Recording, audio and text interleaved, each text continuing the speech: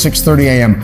On this Thursday, it's October 24th. I'm Michael Gargiulo. I'm Darlene Rodriguez. Adelle Caballero is going to get us through all those parade closures because there are a few. Yes, there are. Maria LaRosa is here with the parade forecast. Well, weather is not going to be one thing to complicate things, I think, aside from, the breeze that'll kick that ticker tape all over the place. But otherwise, we're off to a quiet start again.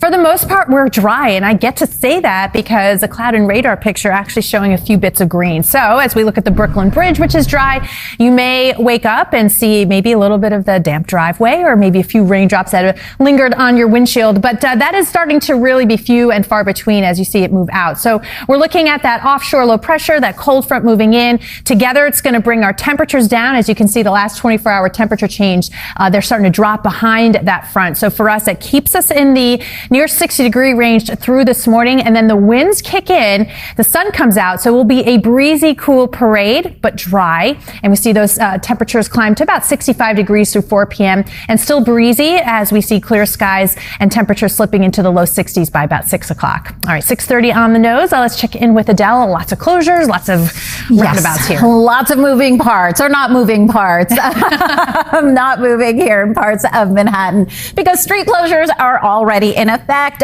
for the New York Liberty Parade. The parade itself, though, kicks off at 10 a.m. The route is Battery Park, continuing north on Broadway to City Hall through the Canyon of Heroes. Some of the street closures already in effect: State, Battery Place, Reed, 2nd and 3rd place, Little West Street, Washington Street, West Street itself, and then the ceremony will follow at City Hall. This will impact your bus routes. Expect to see possible closures at some of your subway stations and also heading into some of your lower East River crossings. As for the Gowanus Expressway westbound, we've also got a crash here over by exit 23. That's taking out the right lane. You've got delays heading all the way back to about the Brooklyn Bridge. And as a reminder, alternate side parking rules are suspended for today. Meter rules remain in effect. Darlene, back to you. All right, thank you. 6:31 now. Now to that breaking news. A teenager. Right now, you're going to get the kids up for school. They're going to give you that permission slip that they printed out from the Liberty. Okay. All right. And hope it works. And hope it works. Totally valid. And I'll double stamp too if that helps. Okay, fair enough. We are looking ahead to a cooler day. We're off to a mild start too. I know that doesn't make sense, but we're starting off in the 60s. We're going to end up in the 60s, but with more sunshine as the day goes on. So if you want to put the lighter jacket on the kiddos, do that. But we do have some rain showers in the forecast. I'll break down the timing. Actually, 2 more opportunities in the 10-day. Thank you, Maria. Also ahead, same time. If you are heading out to the rails right now, your NQ and R trains, we've got delays coming up in a few minutes. We've also got an update for you on that crash on the Gowanus. Let's take a live look outside right now, though, onto the Alexander Hamilton Bridge. Darlene, Michael, construction has finally cleared out. Thanks so much. And you can now watch. Go through this stuff, or we catch that. Right, and if Peloton is something that you did subscribe to, you don't think to look at the amount every time. Right. But now we will. Now we will. And thank you. All right, guys.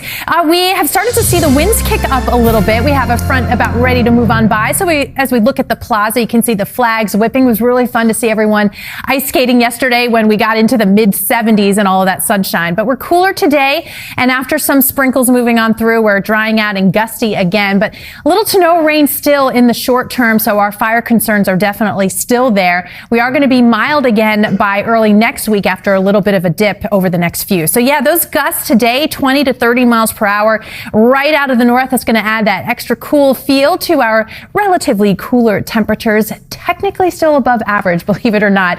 And then again on Saturday, we have another front coming on through. That's going to kick up the winds again, gusts 20 plus miles per hour. But today, that combination, cooler, drier, lower relative humidity, and these gusty winds elevating an already elevated fire danger, central and South Jersey in that red flag warning. So that just means that any fire that gets going could spread really quickly. So we'll keep an eye on that. This front, while triggering a few sprinkles today, it's pretty much out of here. We're back to full sunshine later this afternoon and into tomorrow.